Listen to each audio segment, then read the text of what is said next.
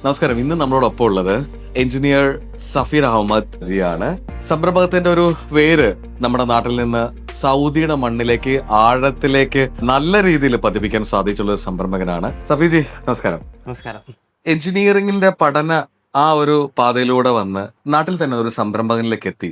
പിന്നീട് ആ ഒരു സംരംഭകത്വം എനിക്ക് തോന്നുന്നു യുഎഇയിലും ഒപ്പം സൗദിയിലാണ് നമുക്ക് ആഴത്തിൽ നമുക്ക് ആ ഒരു റൂട്ട്സിലേക്ക് നമുക്ക് എത്താൻ സാധിച്ചത് അല്ലേ?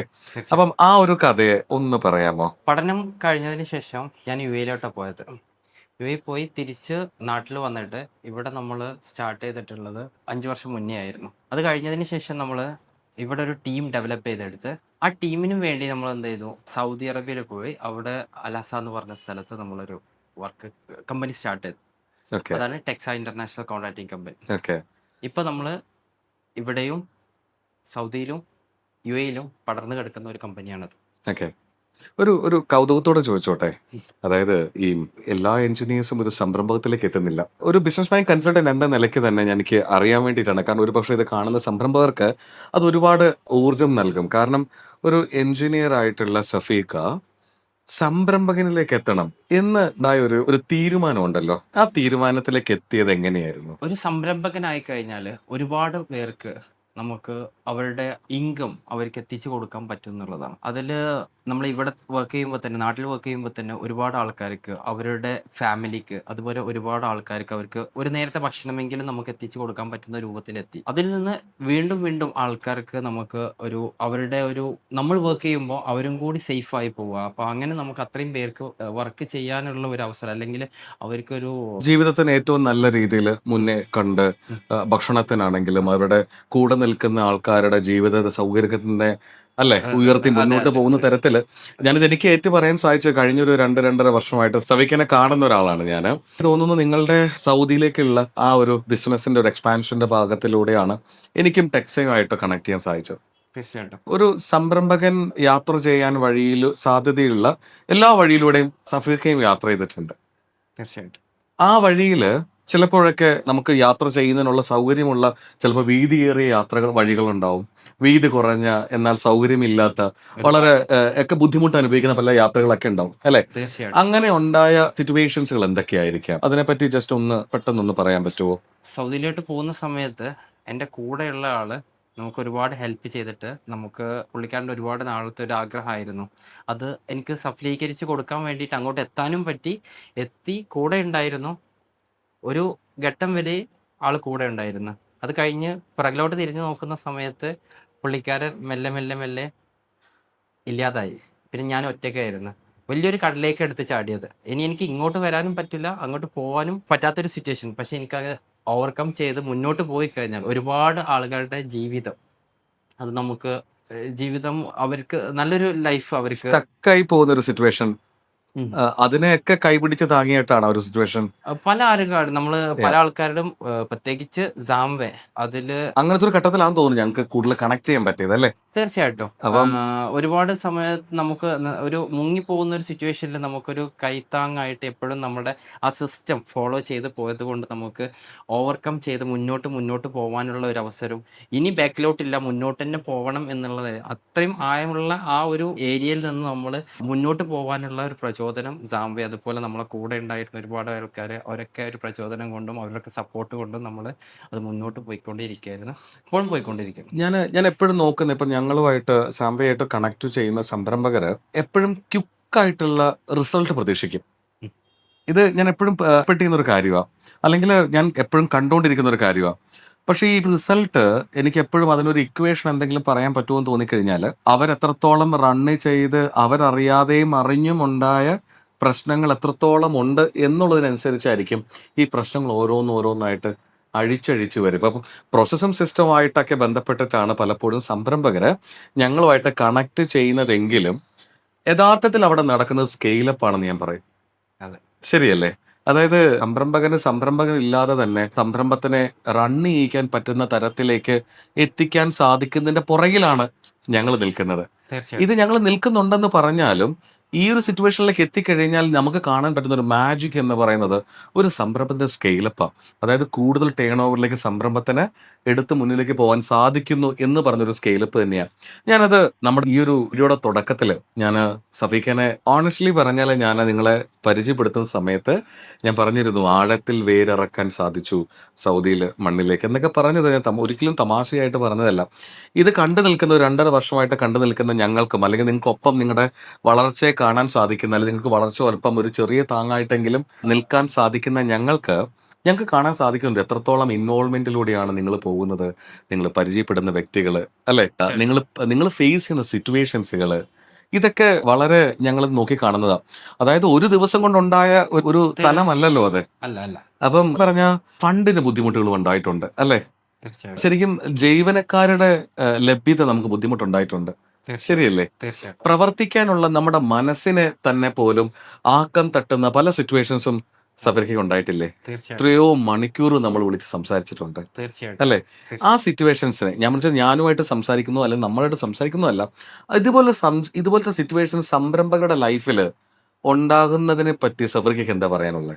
ബിസിനസ് നടത്തിക്കൊണ്ടുപോകാന്ന് പറഞ്ഞത് ഭയങ്കര ഒരു മുന്നേ സാറ് ഒരു പറഞ്ഞിട്ടുള്ളൊരു ഫസ്റ്റ് കൺസ്ട്രക്ഷൻ മാനിയ പറഞ്ഞിരുന്നൊരു സാധനമായിരുന്നു. കപ്പയിൽ എണ്ണയില്ലെങ്കിൽ നല്ലൊരു സൗണ്ട് വരും. അതുപോലെ പെയിൻഫുൾ ആണ് നമ്മളെ ബിസിനസ് എന്നുള്ളത്. എക്സാക്ട്ലി.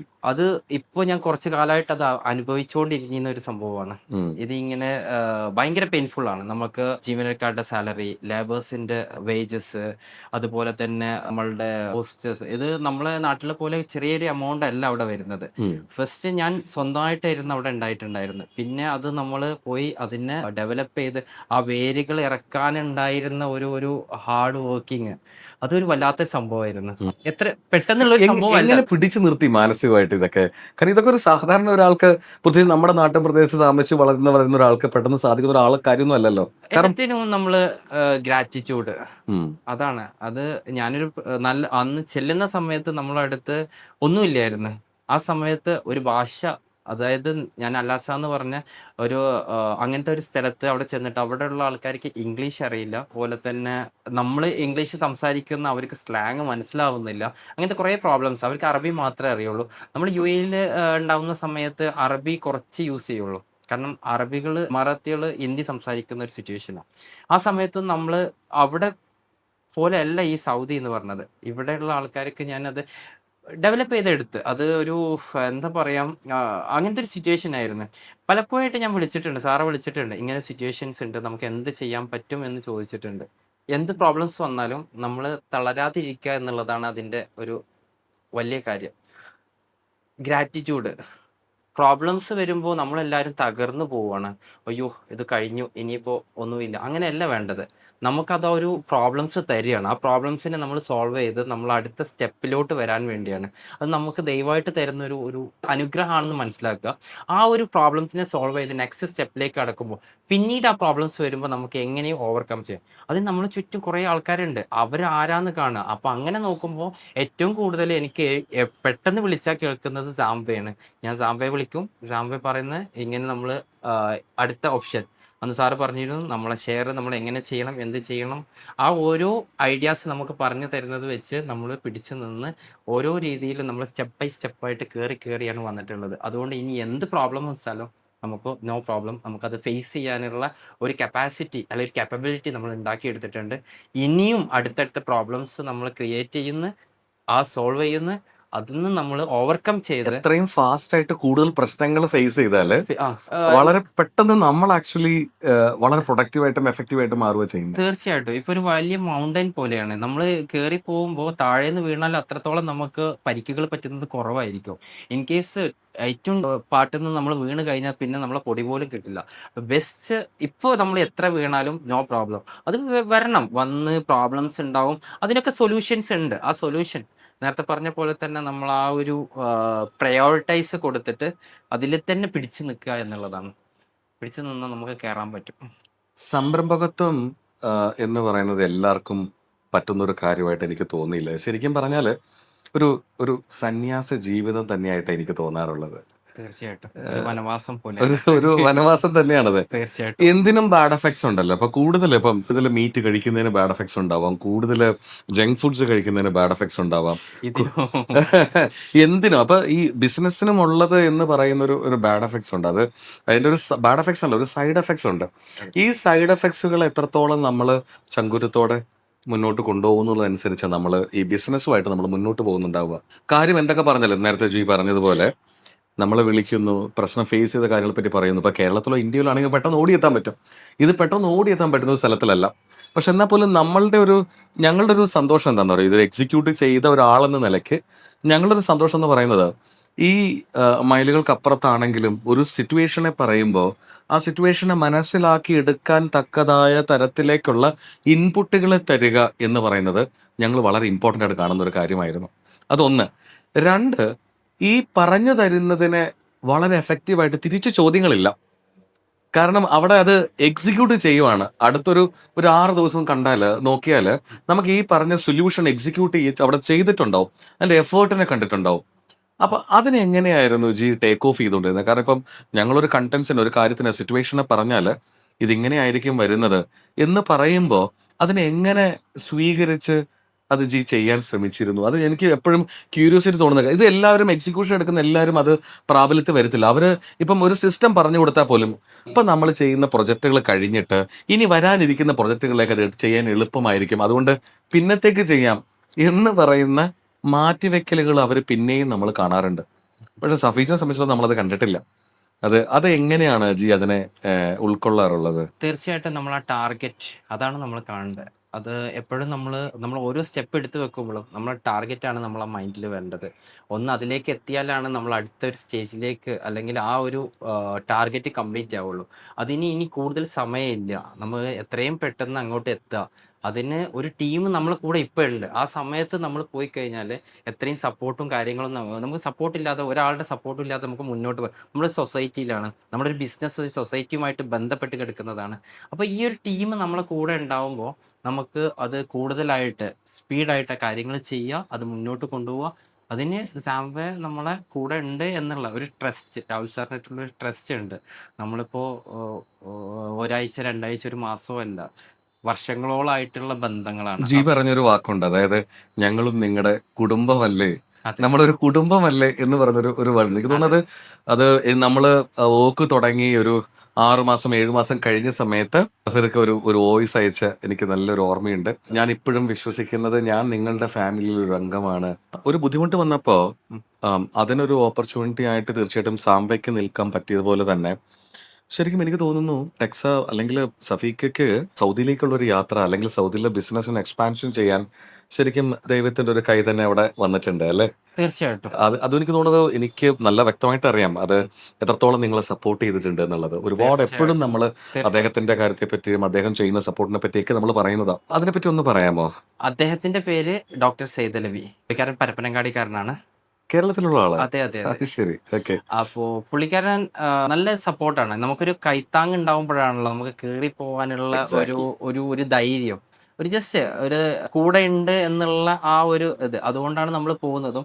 ഒരു ഘട്ടം എത്തിയപ്പോൾ പുള്ളിക്കാരൻ മാറിക്കഴിഞ്ഞപ്പോൾ നമ്മൾ ഒറ്റയ്ക്ക് സഞ്ചരിക്കുന്ന ആ ഒരു സ്ട്രെങ്ത് നമുക്ക് ഉണ്ടാക്കി തരാനും പുള്ളിക്കാരൻ മാറിയത് കൊണ്ടാണ് എനിക്ക് അത്രയും കൂടുതൽ ഒന്നും കൂടി പോവാനുള്ള ഒരു അവസരം കിട്ടിയത്.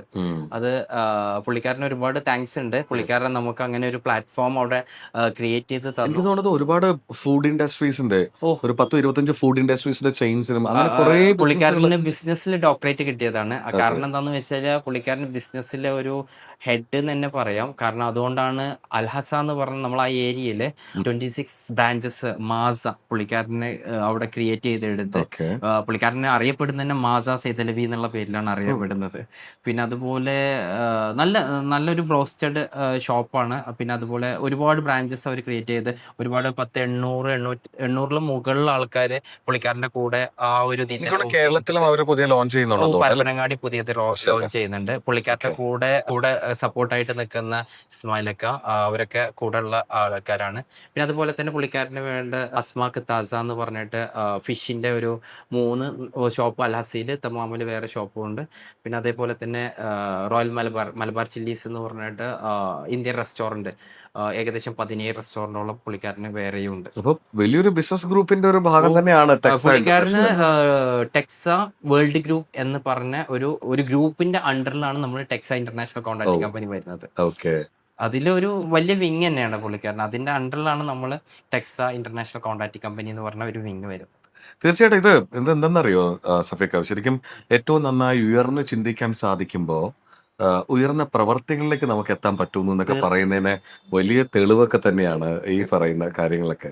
പുള്ളിക്കാരനും ഒരു ലോങ് വിഷൻ ഉണ്ട്. അതിനോടൊപ്പം നമ്മളുടെ ലോങ് വിഷനും കൂടി ചേരുമ്പോഴാണ് നമ്മളൊരു ടെക്സയുടെ ഒരു സക്സസ്ഫുൾ യാത്ര അല്ലേ? അതെ, ആ ഒരു തീ പടർന്നുകൊണ്ട് എങ്ങനെ തീർച്ചയായിട്ടും ശരിക്കും സ്കെയിലപ്പും ഗ്രോത്തും ഡെവലപ്മെന്റ്സും ഒക്കെ ആയിട്ട് നമുക്ക് ഇനിയും ഒരുപാട് മുന്നിലേക്ക് പോകാനുണ്ട്. ഓന്റർപ്രണർഷിപ്പിന്റെ ഈ ഒരു യാത്ര തീരുന്നതല്ല, നമുക്ക് ഇനിയും അത്.